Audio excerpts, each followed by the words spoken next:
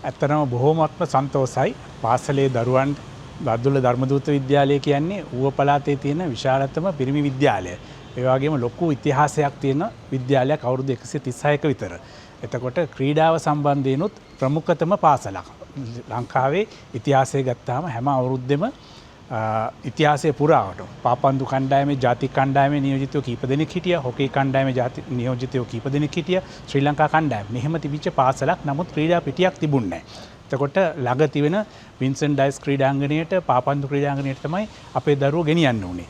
හැබැයි ඒ වල මොනවා හරි ඉවෙන්ට් එකක් තියෙන වෙලාවට අපිට ඒ ග්‍රවුන්ඩ් එක ගන්න බැරි වෙනවා. එතකොට ලොකු ගැටලුවකට තියෙන වෙලාවේ ආදි ශිෂ්‍ය සංගමයේ ලොකු මැදිහත් වීමක් වෙලා අපිට ක්‍රීඩා පිට්ටනියක් භූමියක් වෙන් කරගත්තා. මේක සංවර්ධනය කරගන්න බැරුව ගැටලුවක හිටියා.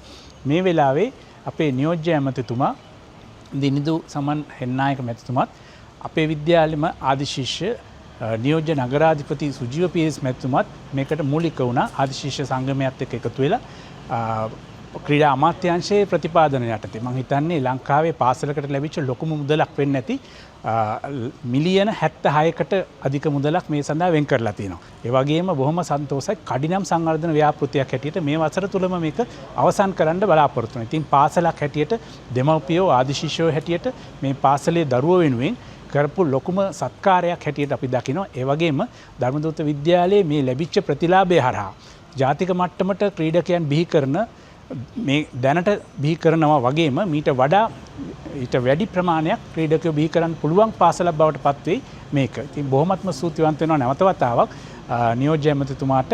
ආදි ශිෂ්‍යයෙක් වශයෙන් පාසලට කරන්න පුළුවන් ඉහළම සේවය තමයි මේ කරලා තියෙන්නේ.